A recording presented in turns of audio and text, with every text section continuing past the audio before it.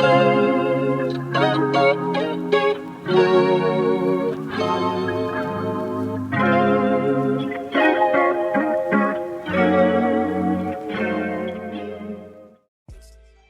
hello, and welcome to another Pirate Diffusion show. I am here with my good buddy, Eggs Benadryl, and somewhere in the rafters is Captain Morgan, and I am Squid Duck. Yeah, thanks for tuning in. It's Captain Morgan, and thank you so much for supporting Pirate Diffusion. Thank you for supporting indie AI app development. This project is a labor of love, coded by T-Lac, who couldn't join for this show. We'll have him on a future one. But we really want to hear from you guys on what you want us to build next, what features you want. Please join us on our Patreon and buy some merch. Oh my god. Putting it in subliminally 10 times through the episode, right? Buy some merch. It's like a spinning logo that's on the 5% alpha transparency that says buy merch. Buy a shower curtain. Yeah, has this ever happened to you? You're showering and someone looks at you. Solve that problem. You can come up with some funny ads about the shower curtain. Take a picture of the shower curtain, move it, and then render some scene behind it. Hours, Table Diffusion or Pirate Diffusion. Do you have wizards looking at you while you shower? Yeah, it's going. I've already derailed the show. Are we going to be looking at some featured art? I think that was what we're talking about doing here. Yeah, a good way to start. Let's see what the community's been up to. There's just endless amounts of eye-popping artwork going. That one's yours, right? Yeah, I made that recently. That Comics Vision, I think, is the older version of one of the comic Western illustration models we've got. One of my favorites. Stunning. I love the colors. Wow. Oh, that's so cool. Very dynamic. Not sure what model that is, but everything he makes looks great. Yeah, for sure. Arc Season. Yeah. There's no, oh my gosh. Dude, that's another one of yours, eh? That looks so good. Yeah, it started out with XL, and then I used more. Go to a 1.5 model. Used more? Okay, we're going to have to talk about that in a minute here. But man, that's awesome. Definitely been part of my workflow lately. Oh, yeah. Cool. Look at that sky. There's a lot of detail. I love it. Nice. One by Ron. Yeah, you always deliver. Wow. Just eye-popping. A lot of detail in there. Yeah. You know, when I look at an image sometimes, I try to think like, how is that? What did they start with? What kind of prompt is that? Or what kind of steps did they take? It's one of the nice things about the feature channel here is you at least get to see, hey, there you go. You at least get to see some of the prompt details. Oh my God. You definitely, if you were to start out, you get something blurry and you go, why doesn't mine look like that? Yeah. Especially when you come here, see the best of the best. Yeah. Corlux. Yeah. Yeah, I sometimes people will send me a note saying, you guys are doing false advertising and there's no way that the images on your website look like what you can get in the app. And it really hurts my feelings, man. Do they look like this? Yeah, come on. Just false advertising. It knows there. Yeah, we're not touching up stuff in Photoshop, folks. Everything that you see in the feature channel, everything on the website is totally possible. And the purpose of this show, this particular episode, is to take you through the very start of the workflow. You've got a picture that's pretty good, but not quite there, and we'll show you how to bump it up. Absolutely. Yeah, absolutely. You can definitely start thinking, why doesn't my picture look perfect right away? Everybody else's does, but it doesn't. Everybody starts out with something blurry or something misshapen, and then there's a couple steps you can do to really not take things to the next level. We can go take a look at the one I made today if you like. We can see how that went. Yeah, let's do that. How did you get to that really, that's so crisp. Could you like zoom in on that a little bit? I can try. Nice. Yeah, you can see detail all the way to the back. So yeah, when you start out, it might not look like that. You can take a look and see what it looked like in the beginning. Clouds. That's a famous artist who made that. Famous artist named Eggs Benadryl. Let's see what it looked like in the beginning. So recently the caption system has changed. So this is exactly what I entered to get the picture.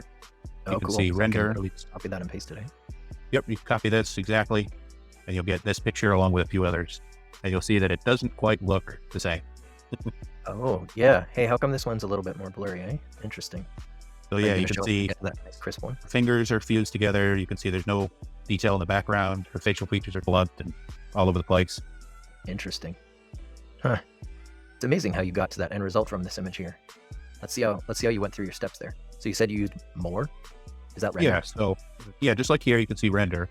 More works by replying to an image with the reply feature in Telegram or on the web UI.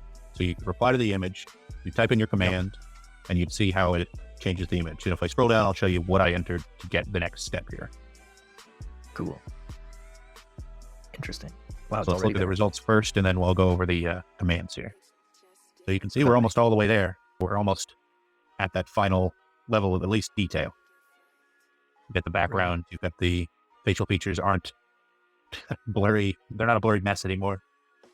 And you can see that it gives you several options. And so on that original image, you saw that these fingers right here in particular on her left hand were fused together. And so it gave you a couple options. See, that one isn't good. See, that one's got, she's doing a Star Trek hand. Yeah, live long and prosper. That's great. Maybe she likes Star Trek. Okay, what's wrong with That one, she's only got 4. Oh. Or she's like a Simpson or some cartoon character with only 4 fingers. Yeah. Oh, there you go. There's another one. Star Trek band. Got 5 fingers again at least. Just pause for a second. It's a lot of people think that the only way to fix hands is to use in paint. So I'm really happy that you called out that it's possible just by doing more. Yeah, absolutely. Because at the end here, I'll show about this extra digit. How you can use in paint if you want. I have an image and it has way too many fingers. If I wanted to try to roll the dice, as you say again, do I just type /more and that's it? Or do I need to put in a different size? Or how does that work? Because I'm seeing you're scrolling down and there's images going across the screen here, but how did you get from the top one down? What did you type in exactly? Is that it right there? Or do you have, I'm just wondering. So let's look at so all the captions, they have the commands that were entered to get the result. So if we look here, we can see exactly what I entered. And that is I replied to the image like I showed before with more, and then there's strength. And then some of these options weren't chosen by me, but this just shows what was chosen randomly, like the seed and sampler. But you can specify those if you like. Same with guidance. So really, I just entered more, strength, and I specified the size. Interesting. 1400 by 1400. And so if we look back at this picture, it doesn't say it here because this is an initial render, but Stable Diffusion by default renders to 512 by 512. So we more than doubled the resolution. Oh, When we do that, you can see how much detail it adds. Wow. Also, for the person who's not too familiar with Stable Diffusion, I just wanted to call out what these negatives in the prompt are. Can you just walk us through some of your favorites and why those are in there? Yeah, so on the initial image here, you can see I had used a couple of these, they call them textual embeddings or inversions, however you want to call it. But these go in the negative with these 2 brackets here. And what these do is these are trained on poor image quality, things like extra fingers, things like extra limbs. And what this does is it tries to remove them from your initial image. You can see while this doesn't look great, she's got distinct fingers. They're not going in all directions. She doesn't have 4 legs or something weird like that. And what those inversions do is those try to keep these things consistent. And you'll see that it didn't quite work. She's got an extra finger. She's got some smushed fingers together, but that's what more will let us do. It gets another shot. It gives us another chance at the same render and try to remove those things and change them. You can see on some of them, she had different numbers of fingers. I think even one of those, this one, it gives you a whole nother chance at the same image. So and these are carried over, as you'll see. Captain mentioned on the more here. So these are carried over when you use more automatically. So it's literally just like more of the same. To do it again. And if we don't absolutely specify anything different, it's you'll see very slight changes. Perhaps a finger might be slightly different, or an eye, or something like that. Yeah, or the vegetation in the corner here will be slightly different than the poor image quality, something like that. And what controls how different the image is this strength parameter. So we're effectively changing 50% of the image, which sounds high, but if you look at the previous render, the poor render, you have 50% of this image that could use an improvement. So for illustration, I find that 0.5 is a great strength. Cool. It doesn't necessarily change the composition. It's more that you can think of it as 50% of the pixels are being changed, improved. So you did \more, and then you specified a size, which you probably wanted more pixels, so you made a bigger size, right? And then you did strength 0.05 or in either order, right? Yeah, so I think you had shared some presets that you used. So let's take a look at those. Like a funky list of. So you saw how it added all of this extra stuff, which looks confusing. All of this unspeakable horrors, all this bad prompt inversions that we're talking about. Unspeakable horrors. Exactly. That's why it's in the negative. They're unspeakable. So you'll see what was more or less entered. Your presets here that you uses a lower strength and adds some other parameters, but you can choose the image count, guidance, and all of that. But generally, for the one I used, it was just more size. That way, it could randomize some of these other values. So you don't have to give all of those if you don't want to. No, it'll reuse your prompt and it will reuse your models if you don't change anything. Cool. That sounds very handy. So that list there that I pasted you, actually, someone in the community linked that in one of the rooms, which is another great point about rendering in this awesome community here, is you pick up on really cool tips. And I saw that flow past. Someone had suggested that. I don't remember the name off the top of my head, forgive me. But yeah, that really struck me as, okay, it's almost like a color by numbers or paint by numbers. I can just follow along and I can go down the list. So I would start at the top with my crude image and I would go more size 1200 by 1200. And then I would, when those images come down, I would pick my favorite and then do the next one and the next one. That's really, it seems like a time saver. It's nice, like you said, people aren't really stingy about their workflows here. Most people will give you the time. You'll explain how they got there, even if you do have the show prompt feature to look at it yourself. Most people are pretty open with that kind of thing. Yeah. So while you were, community. Yeah, no, for sure. There's something wonderful about just the creative energy in this community here. Everyone's got the time to just help out, which is great. While you were showing that one there, I was just noodling around with an extremely, like, abysmally low quality rendering of a crowded street here. It looks like noise probably on the video here, but I took this one. Look at that quality. Woo! All right, I think I can see the pixels. So that's a render with no concept provided. It's pretty crude, but I'm just going to skip to the end here, scroll right down, and here's where it last left off. How about that? That's pretty interesting. Check that out. You can actually make out people. So that's, look at that. That's just using more. And I'm going to be honest, I don't use it very much in my workflow, but I'm starting to believe that maybe I should. That looks like there's maybe a little bit of improvement that can be done to some of the top areas there, but that looks like a photo. The old one looked like a coloring book. So I tried it even at a high resolution. Wow, okay, interesting. So now there's like it almost looks like it has a tilt shift going on, which is cool. But like, how is this that same image? That's wild. Again, just for reference, I'm just going to scroll up to the other one. It looks like a Where's Waldo. Here you go. There. So it started as. You say it's a famous painting. That's some kind of. Yeah. And now almost looks like a retro photograph. But I could just keep going and higher res. Is there a limit? How high can you go, or how high have you gone when you use the more command? I think I've gone to 2000 by 2000 directly from that. Which the only issue with doing that is you're limited to the number of images that you can get back. Oh, yeah. We got to be nice to everybody. So as you go up in your pixel dimensions or your steps, you got to bring down the number of images, right? Yeah, absolutely. Other people want to render here. Yeah. And I can imagine the servers melting. Trying to ruin it for the rest of us. Yeah. Like, to be honest, anything rendered at some crazy high resolution to begin with, you might not actually be getting a quality image like you might think, which actually comes back to part of the reason why the /more is so interesting, because how did you describe it? You're literally re-noising the image like a remix, but you're feeding the original prompt back in. A little more technical here. So that's how it all works, Stable Diffusion. It all starts out with noise. So that picture you're looking at to begin with, it was nothing like, it was just TV static, effectively. And so Stable Diffusion slowly works that into a realistic picture based on your text. And what more does is that strength command I mentioned, that dictates how much noise is added to the picture. So you've got an image there, and say you added 50% noise to that image. It would then make the image bigger to whatever resolution you chose, and it would then try to figure out what should be in that noise, what should replace that noise, which is why it adds a lot of detail. That's the strength, right? That's 0.5 is 50% noise, as in make it technically 50% new of an image, right? Yep, exactly. Elsewhere, I've heard of that called denoising strength. Interesting. Oh, here's the message. I'm the cause of this. I have to be nice. They should put that in there. They should say, dude, it's Squibduck and his. Oh my God. due to government cutbacks and ecological crisis caused by Squibduck. So what I'm actually going to do is just reduce the step count and see if that helps. I'm going to go down to steps/30, or if you are a avid community member and you've been using the Word version, you can say like steps less. I think that's 35, if I'm not mistaken. So 30, something like that. Yeah. Look at all these satchels. There's so many dudes with hats on. That's awesome. That's so funny. Oh, this image here, that's crazy. How far can I zoom in? And this is with more. You can almost start seeing detail in this guy's backpack. And then let's like scroll. Oh, there were some sweet cats there. Let's scroll back to like what it started, this Where's Waldo image. Here you go. Let's zoom in. Cubism. Cubism. I love it. Look at that. Now tell me, is that not freaking cool? All that detail came gives out you of something completely different. Yeah.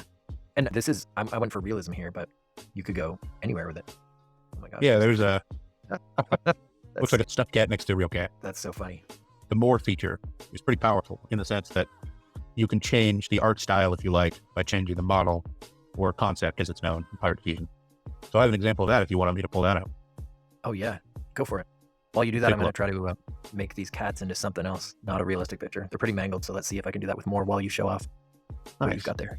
All right, let's see. We got these handsome fellows that I rendered earlier. These look pretty nice. They're close-ups, so you get more fidelity in face and everything like that to begin with, even if it's at 512 by 512. So we can look through these. There's still things that could be improved. So earlier I chose this image here to improve. It looks good. It's 512 by 512, so it's a little blurry still. So let's see what we can do with that. What model was that you said? That's more of an illustrative model, right? So that's the same Or model. Silicon. Yeah, for consistency's sake, that's the same model that I used before, Comics Vision. If we look here, we can see using the same settings I did before with more strength, 0.5, and up the resolution to 1400 by 1400, you can see the big difference. Despite the Can you image zoom looking in on pretty good before, you can see how much detail got added. Yeah, let me zoom in. Yeah. Yeah, I think. Wow. Okay, it was like on my little broadcast screen, it was showing me at a low resolution. As soon as you zoom in, it's like I can almost count the stubble. It's so funny. Uh-oh, my cats are looking mangled. Let's see what we can do. Sorry, please continue. I'm just fiddling around with these Well, cat pictures. Yeah, it's the same as before. They'll give you slight variations. Okay, his goatee will look a little different. His Adam's apple might look a little weird in one of them, or his hair might do something weird in one image. So the fact that it gives you multiple images is really such a time saver. And what I was saying earlier, despite just improving this picture, so I used Comics Vision to start out with and to improve it. So this is also Comics Vision. If I wanted to, something insane, I showed it to a family member earlier today and they were blown away. I can take this image and I can make it into realism just by changing the model. Like a wizard. Let's stay here. Scroll down toward it just a minute ago. Let's see. Look at this guy. Wow. I know that guy. That's a photo. That's pretty close. You can see That's really cool. change Yeah. the depth of field to be more like a photo. It made his hair. You can see individual strands. You can see it changed his jacket a little bit, but all that was done just by using the exact same command, but changing the model to Juggernaut, which is a good photorealism model. Juggernaut. Okay, so you went from Comics Vision to Juggernaut. Right, so one is in the illustrative or anime or North American comic style. Straight Yeah. up. Same thing, everything. Like, I guess you did more, but you just fed in a new model, a new concept. Absolutely. So I just changed the model and it changed the style completely. So that's good for, I've seen. So there's some things, a photography model isn't going to have the pose of an anime girl doing some sort of twist, some spin, some magical thing. So I've seen a lot of people use an anime model to get those more creative compositions and then transfer it over to a realism model to essentially get that same image, but in a different style. That's a cool idea, actually. So you can do other things with more too, right? Can I type in new words, new prompts? And what's that going to do to the old ones? If you took that image there and you said more top hat or something, would that change the entire image? Would you get a different result? That's not just going to put a top hat on this guy's head, right? Because So that's to clarify so that I know what I'm dealing with here, because sometimes I get these a little bit confused. generally you'll want to use more just to improve an image or change a model. And we have a separate function called remix where you could potentially change things about the image by adding new prompts. Okay, cool. And then, but if I did, that would be like a totally new image because it basically has a new prompt at that point, right? Exactly. You could copy your prompt so that it doesn't change things too much. Because if you just used a remix, say on this picture, and all you wrote was a top hat, now what it wants to do is make just a picture of a top hat. So that strength value I mentioned earlier, let's say you did remix on this image and you wrote top hat and you made the strength 100%, you would just get a picture of a top hat. Okay, interesting. So it's right. Okay. So it's best to, if you're going to use remix to change something about your image, it's best to feed back into it your original prompt. That way it knows exactly what you want and what you want changed. Interesting. So if I wanted to slowly change that into a picture where you've got people standing in the background, would that be, maybe this is diverging more into a different feature than more. Would that be something like remix or even in paint? Yeah. So with remix, you could add the prompt in addition to your original prompt to add people in the background potentially. The only issue is you may make too many changes to the original subject. So if you're trying to add more to the composition, you may get a completely different face than you had expected. While more should give you basically the same image, just improved. Cool. It sounds like there's a lot to learn. It sounds like I've got a lot to learn. I'm trying to upscale these kitties, and I find it's hit or miss. You'd mentioned that sometimes certain images, like realism, can be a little trickier to do more on, whereas you mentioned that like illustrations seem to be a little more successful, or is it just we got to feel it out and experiment? I find that to be the best method for pretty much anything within Stable Diffusion. Using somebody else's workflow is good, but really finding out exactly what works for you and works best for the models that you use is always the best method. I do find that more is easier with illustrations. See, I didn't program all of this, so I couldn't tell you the reasons exactly why, but I do know that it takes, illustrative models will take a higher strength before they start degrading or changing the image too much compared to a realism model, I found. Okay. All right. I'm making horrific things here, and I'm loving it. I don't know what I'm doing, but it's so fun. I'm just mangling the whole frog and turning these cats into chocolate or something. But I can see the potential there. Once I get that magic formula, that exact settings where things are just right. And what's cool about it is in the community room, there were people sharing the exact commands that they were using right there. And nobody's really defending it or nobody's guarding their creations. They're just sharing it openly. And I think that's so cool. Yeah, you could hide your caption, hide the image, hide the command, but most people are pretty upfront about it. A lot of people even take the time to guide you through it. If you say, hey, I'm new here, it's all baffling to me. Most people will take some time out to help you. Man, some days I think I'm new here. I look at my renderings, I'm like, I don't know what I did. How many remixes or a minute ago. Went wrong? What's going on? Although I find all of it's so subjective. A lot of people will say, oh, facelift, it changes so much in my image. And some people will say, oh, I facelift every image. So it really depends on what you, I love that. I think every critical mass here. I don't know what's going on, but it's awesome. Space. And that's the thing. If I like abstract, I'm in my happy place now because it's becoming awesome. Yeah, that's what's nice too about all the different topics that we added a couple months ago. There's a topic for everything. If you like abstract art, I'm sure you guys have seen I've been doing nothing but those oil paintings lately and loving it. So there's a whole spot just for that kind of thing. I feel like I'm at like an art camp or something where I go into a room and there's people just rendering away, doing their thing. There's people rendering amazing landscapes and then people rendering like food and cars. And I pop in and I'm like, whoa, that's an awesome idea. You accidentally click on the horror channel. Yeah. But there's something for everyone. These nightmares. Did you guys see we have a new Laura called Round Animals? Oh my God. I don't know what that could possibly be. Please, can I try that out right now? Yes. It's incredible. The guy that made it also did like a telekinesis Laura effect. Anyway, Round Animals it's balloon animals. It's like these. It looks like you could do it like an inflated balloon panda, and it works better on animals with 4 legs. But it's super goofy. It's really funny. I think I might have made some round animals by accident just now. For sure. Cool. Evo just made a puking rainbows one. I love that one. Oh, that one's amazing. Goodness. Puking rainbows. He's made some great stuff lately. It's interesting to see. We'll all be able to do that soon. Yeah. But what I did I had no idea round animals was even a thing. I heard about it and I think I saw a picture.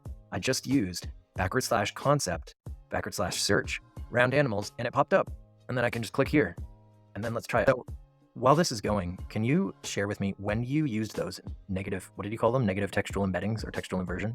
Did you type those all in manually or did you use like a recipe or something or a boost? So you can. So I use a lot of macros on my phone. So I just type 1, 2 numbers and it just pops in there, which is essentially entering them in manually. You could type them all out on your phone or your laptop. That could take some time. Or you can use recipes where it's a pre-cooked set of words and Lauras or inversions or whatever you want, really. So I know that we have Boost. I believe that's the Pirate Diffusion made improvement recipe. # boost, I think, yeah? Like the number sign? Okay. So you'll see if your round animals look wonky, and then if you can add Boost to it, see what they look like. Cool. I've made my own #eggs, just as a shorthand. They're a bit puffy, but they don't look round yet. Maybe I need to add a number to this, Laura. Improve your image a bit if you add a concept as well. Oh, that's a cool idea. Maybe it's throwing it off because it's plural. So like a portrait of a fat seagull or something like that. Might do. Oh, that's a cool thing. Yeah, fat seagulls. Fat seagull. Hilarious. Puffy. Awesome. Can't go wrong. Now I've got this was the concept, right? So you suggested using one because these weren't actually using one at all. This is just the default. So we should see something, a new style, right? And then Boost, that should add some negative textual inversions there. I think that might be helpful to say that if you don't use a model, you're using base. So every model, these base models that are made by people in various Stable Diffusion communities, they all essentially use Stable Diffusion 1.5 as a backbone to all the model. So if you don't use a base model, you're using just the backbone. You're using a very basic version of Stable Diffusion. So it's best to almost always add a base model. Cool. Okay, so in other words, without using a concept like Photon or Comics Vision or one of those other ones, Real cartoon or whatever you. Yeah, you're essentially just getting like an extremely rough. Oh my god! There you go. What the? Let's call it 20 round. That's hilarious. I don't know what I'm looking at, but that's great. Whoa! Yes, that's incredible. Mission accomplished. Oh, it's so lumpy. Like, They're like rocks. It's so good. So this is just off the top of my head. I was just throwing random stuff out there. I don't even know what's going on here. That's really scary. But I can see the potential there and play around with it. That's so good. It's my new profile pic. People make the wildest lures. So grumpy. I love it. I love it. I can't even think of the weirdest one off the top of my head. There's so many weird ones. Oh, cool. And that was, I just want to make sure this was, That looks there like was it used no the recipe. Yeah. Which one? That one used the recipe and this one used the model. Interesting. Try it with your What favorite politician. There you go. Oh, You got plenty of lures for that. Or the Charlie and the Chocolate Factory. They should make a lure up of that. Or Violet, you're turning Violet. Oh my gosh. Love it. Very cool. So with Excel, how much you've done with that lately, but I've been doing so much with this oil painting stuff that it really takes those natural sentences. It's really weird going back to 1.5 after writing sentences down. And speaking of, someone on Reddit was pasting entire paragraphs, the first page of a book, and seeing what it spits out. It's some I've seen really, Ron do that before. yeah, some really impressive ones. He's done some cool Lovecraft stuff. Yeah, and that's actually a really good point. Yeah. Being able to take an ancient text and visualize it, it's almost like that writer is coming to life again. Put the Dead Sea Scrolls into the computer, see what comes out. Question from Kurolux. How to get detailed faces when just far away from the picture? Yeah, so that's a tricky one. That's I wouldn't necessarily call it a hard stop limitation of things, but I will say that the method we were speaking about earlier with Moore is the best way to try that initially is see what you can get from a distant face. And even in painting is a little hard with that, honestly, I find. So yeah. I don't know if there's a perfect solution for that problem, but if anybody has any other suggestions. Yeah, I've done it with where I did a face swap into the low-res picture, and then I did more after that. Good idea. That way you get a good base rather than a scratchy mess. Exactly. Yeah, I mean, I've been doing a lot of oil painting stuff, like I said, and a lot of those distant faces, you get to say, oh, that's a painting. That's just, we're not focused on the background people, but for a photo or something like that, it's harder to mask. I would say maybe that could be a good solution. If you are doing a photo, you could specify the depth of field it doesn't get more resolution in the faces, but it will intentionally blur them so they're not as jarring. You know what I'm saying? That way you can hide the faces by the fact that it's the style that you're doing. Like I was saying with oil painting, if you have a blurred background, you'll have just a blurred background. But maybe one day when we can go to 10,000 by 10,000 resolution or something, we'll be able to do every tiny face. Are there any other questions you had, Morgan? Looking through, yeah, a lot of the questions are about just generally upscaling from a low-res picture to high-res. Hopefully we answered a lot of questions tonight about that. Did we talk incredibly fast, or was the video sped up? Yeah, we try to crunch in as much content into 30 minutes as possible. So this whole time we've been talking like this to make it easier. Yeah. It just keeps going, one long, unbroken sentence. Then Morgan will speed that up. So one of the things in the background here that I've been just poking away at while you guys have been speaking is I'm rendering in Photon, which is my favorite realism model. And I'm just messing around with different aspect ratios. So the one I've started with here it's one of my favorites. It's 704 by 960. So I'll see if I can there we go. 704 seems high. by 960. Yeah, that is high. However, one of the cool things about some concepts like Photon and Juggernaut, there's a few that handle it quite well. And you can actually get some pretty high resolution output images at that resolution natively. And what I mean by that is you can render directly to that resolution without too much distortion. Now, it's not 100%. It's not totally flawless, but I found more often than not, it's pretty successful. It's worth a shot, though. Yeah. So, for example, if I find with photorealism, I don't know if it's just they're trained on high resolution images or not, but the fidelity seems to be there. Like it holds together. Whereas if I start going higher and I start creeping up, I find sometimes it can start falling apart, right? Like you'll get multiple heads or whatever. But I find a pretty cozy resolution seems to be right at 704 by 960. So I'm just going to try it again due here. to actual photos being trained in a similar aspect ratio. Yeah, I think so. Observation. It makes me wonder, because I don't have the information under the hood of what it was actually trained at. I'm not exactly sure. So what I'm going to do here is this image up above. So I'm doing two things. I'm emphasizing this word here, this part of the prompt, old traveler. I'm putting it in round brackets. And then what I'm doing is I'm going to change the aspect ratio. I'm going to flip it. So we're going to go from 704, 960. Let's try 960 by 704, see what happens. Essentially, that should just make it like you're turning it on its side. I'm holding my hand up to the screen here, but you can't see it. But it should technically just have the very same prompts. But on a... The cameraman I sent to your house hadn't shown up? Oh my gosh. CCTV broadcast right here, right now. I mean, he's there. I told him to announce himself. Check that out. Look at that.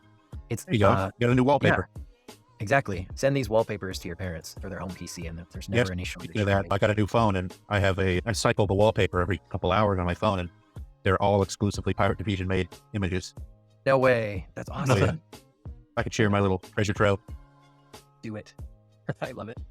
So anyways, at that, I'm finding when I render to that resolution, sometimes I find the images are just so nice that I don't even want to scale it up.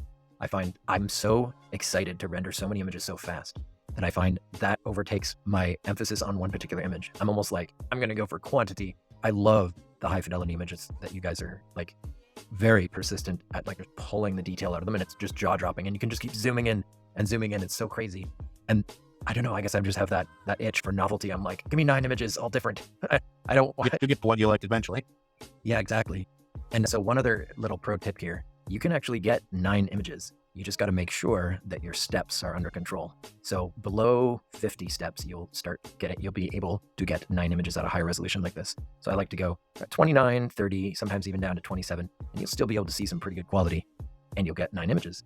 Now, I wouldn't suggest that we sit there all day rendering out 9 images till the cows come home, but if you find like a really nice prompt combo and you're just sitting there fishing for seeds, maybe Morgan, you can explain what I mean by just fishing for seeds or trying out different seeds. But I find once I've got a really good prompt combo, I bookmark that thing, and then I'm just like, I'm going to go to town and render.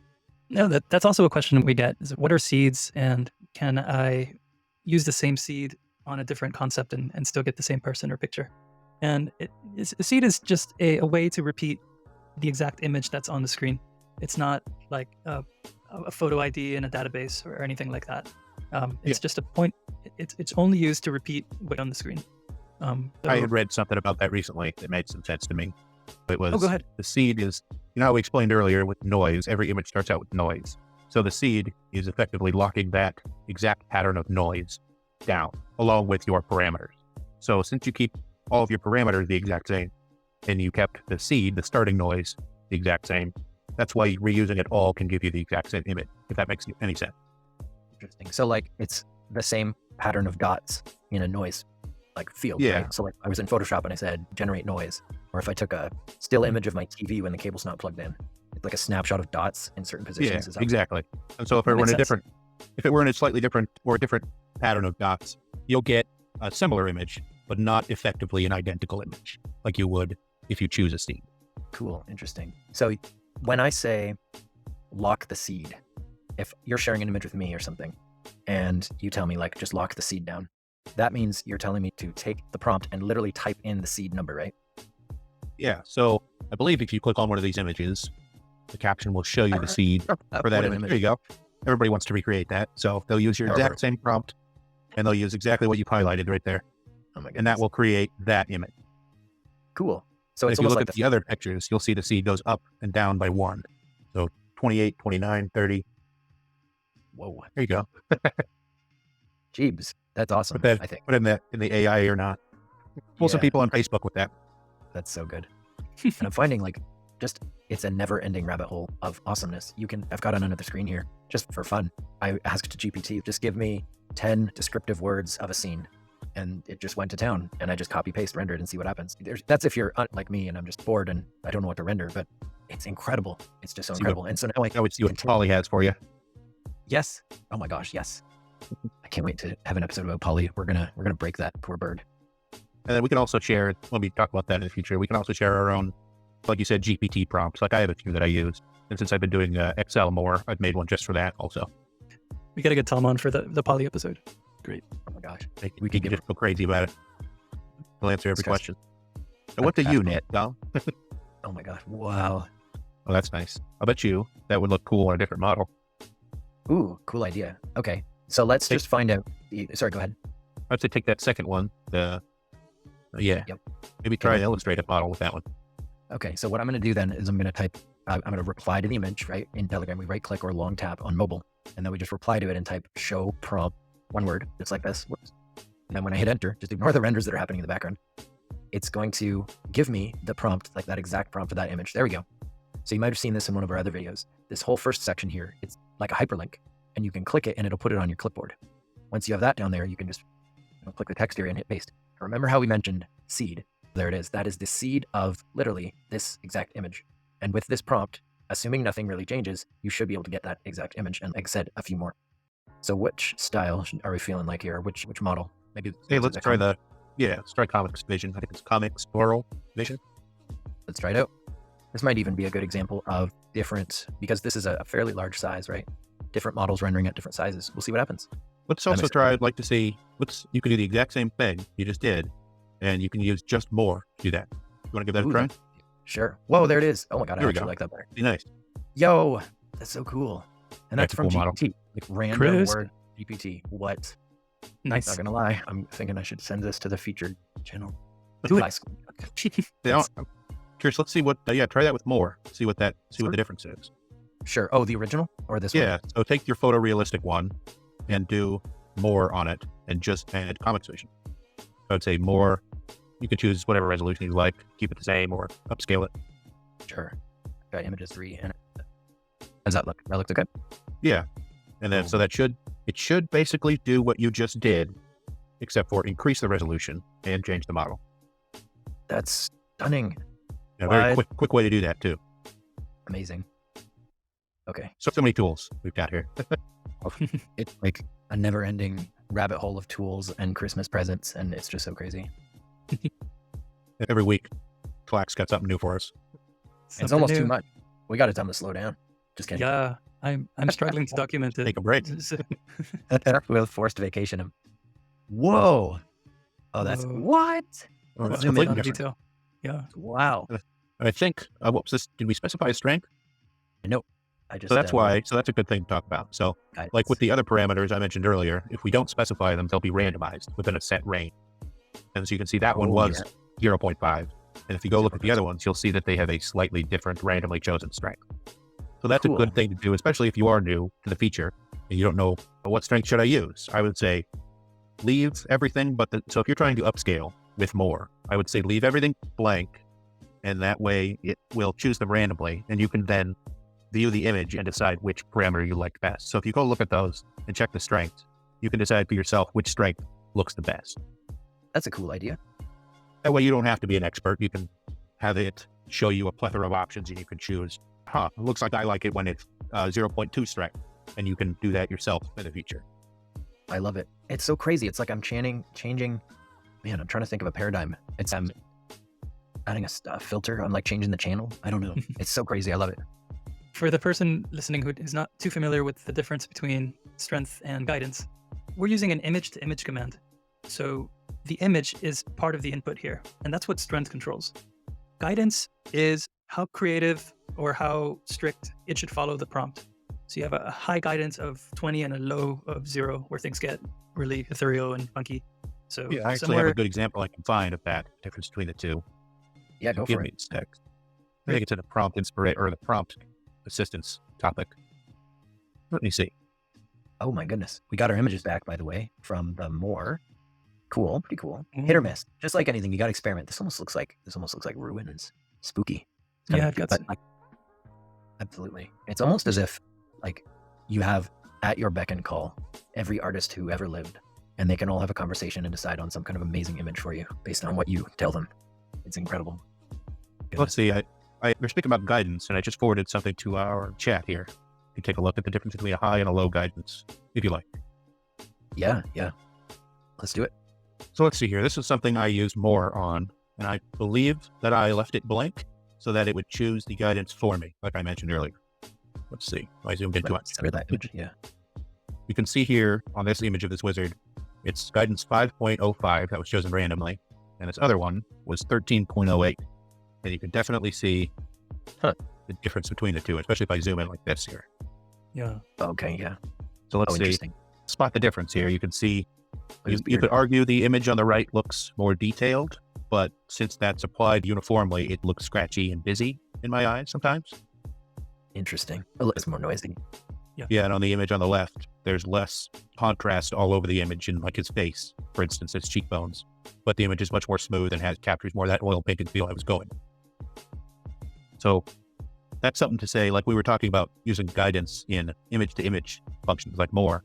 Seeing as you already have an image, it's not really adhering to your prompt in the sense that it's going to change the image so drastically that you'll get something completely new, but you will get this effect. So that's something to consider. I initially used high guidance. I was using 16 guidance when we first were using more. And this one here is only 13. So 16 would be so much more.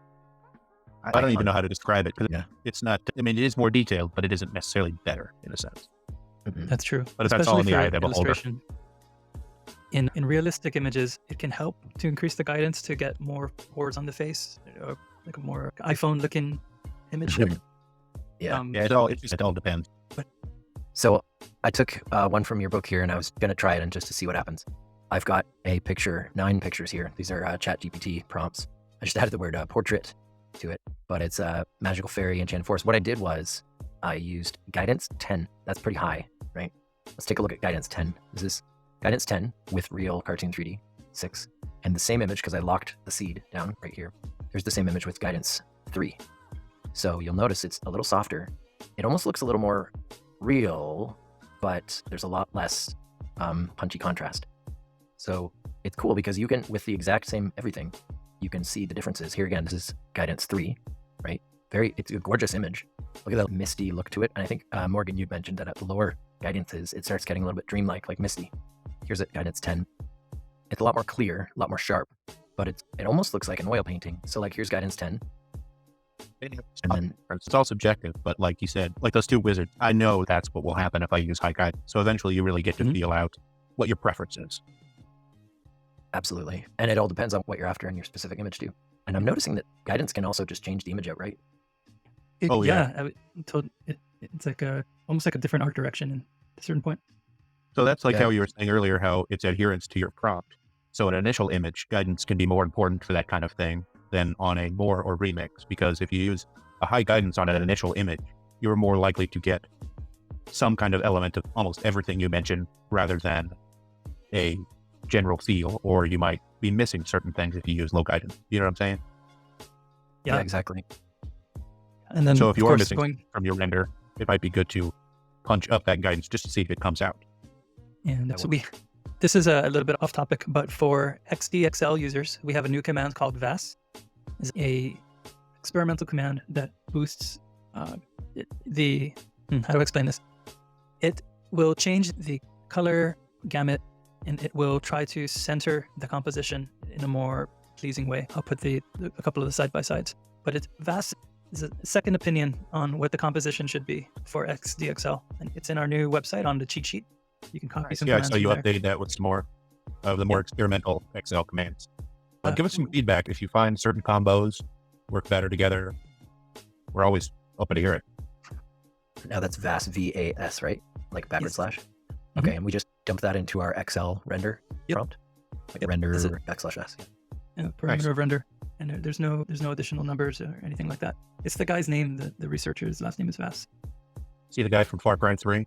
Voss? What? I guess that's a throwback now. Oh my gosh, 20 years ago. Jeez. What I did here was I re-rendered that cool castle picture. So this same one here. So here it is. This is guidance 3.5, right? With a locked seed. And then I just rendered it out twice. This was guidance 10, same image. Notice the like deeper blacks, a little bit higher contrast, right? Sharper. And it almost looks more, I guess you could say, oil paint or like painterly. There's a lot less gradation. I think that's the right word, or a word. Gradation between color ranges. It's like there's sharpness to it, rather than the more soft. You know, the softer you go. Yeah, but you can consider that it's giving you more of what you asked for.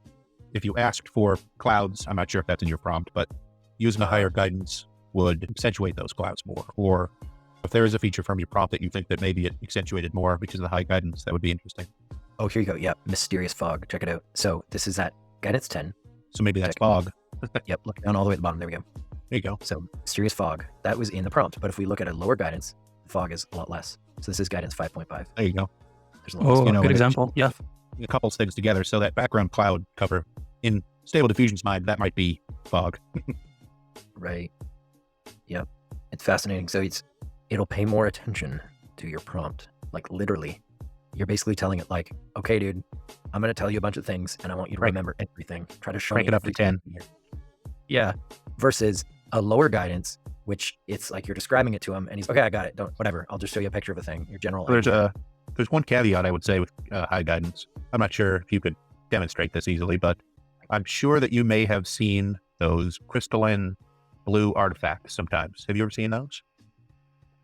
Oh yeah. You can force it by doing high guidance, maybe guidance 20, and then having way too many negatives and way too many positives, basically creating a collision.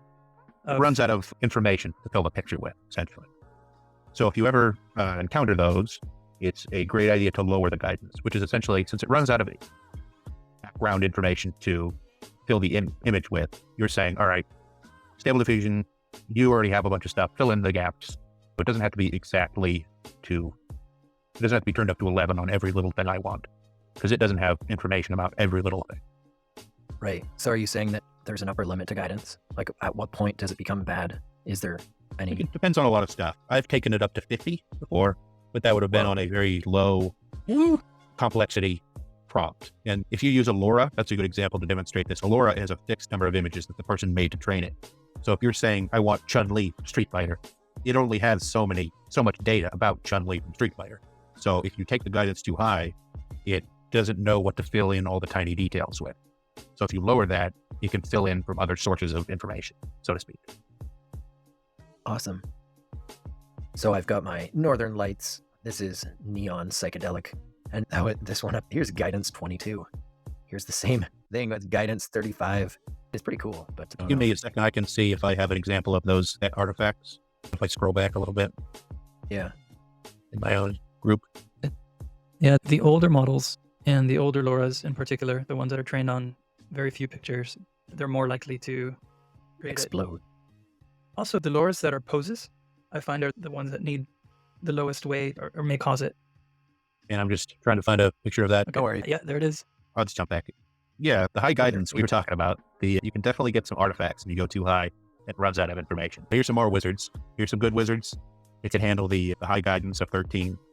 But I'm pretty sure this is the 1.5 model I was using. Guidance of 10 caused it to run out of data. So if we look at the other images that didn't have the problem, what do we find? We find a guidance of 5. So that didn't have any problem. But so it ran out of information to fill the face. And you'll find that a lot weirdly with faces. Even especially if you call a celebrity or something out, it won't have enough info to fill the face. 11 is too high. So if you get this issue, it's the best thing you can do is lower the guidance. Lower the guidance. I'm noticing you had a couple other things in there, but we're talking specifically just about guidance, right? If you click on that image. Yeah, that's just an example of something you might run into with guidance. You know, it can give you what you want, but it might not have the info to give you what you want. Cool. Yeah. As you can see also, I think Captain might have mentioned that the more inversions and LoRa's you use, the more likely this is to happen. You can see I used a bunch of embeddings, and so it didn't have enough information to fill the face out. That is something you could do to reduce the likelihood of this, but I would say lowering the guidance is probably better so you can keep all your models. So next time I see those, I'm definitely going to hit you up and try to remember what it was that you said. It was the guidance. Turn down the guidance. I'll say, go check the episode. We talked all about it. I have it bookmarked. I sent it to my family. Yeah. I'll send you the timestamp as a reply. You are a beast when it comes to oil paintings. I love your renderings. They're so amazing. Pretty fun to do. It's a hard thing to get right. When I find Excel, so in my macros that I've talked about on my phone before, I have now 50 different artist references as macros. Wow. So I just love the community here in terms of, I just flip between channels and I can tell when you've been online and rendering eggs because every channel will have some sick oil paintings of that subject matter. And I'm just like, oh my God, the art is so good. Here's 50 pictures. Sorry, I cluttered up the whole thing. Yeah. Oh no, but it's fine. I love it. It's so good. No, me too. I'm in the DALL-E channel, and someone's rendering Buzz Lightyear grilling shrimp. It's just completely random. I love it. Um, It's almost as if you could hallucinate and you'd be well at home. Yeah, I have a very short attention span, so this really works for me. Kamala Harris dances with Velcro noodles by the bay. Yeah, you don't remember Wow. that after they won? Velcro noodles. Wow. All right, everybody. We talked about so much today. My brain is surging with knowledge, and I'm just rearing to go and use some of this stuff. Thank you so much for taking the time to cover all of this. We answered some questions. We looked at some features. We talked all about more. We talked about all kinds of things here. So once again, thanks, and I can't wait till the next episode. Thanks for watching, Yeah, absolutely. everyone. If you have any more questions, you can always come back to the support topic and somebody will be there to help you. Hit us up. Join. Jump into VIP. We don't sleep. That's right. Across all time zones. All That's time right. We're zones. sponsored by the coffee companies here. So from Eggs and Morgan and myself, Squibduck, thanks for watching, everybody, and we'll see you next time. All right, see you guys later. Buy some merch. Yeah, oh my God. Buy some merch. Yeah, fat seagulls. Fat seagull. Yeah, oh my God. Buy some merch. Yeah, oh my God.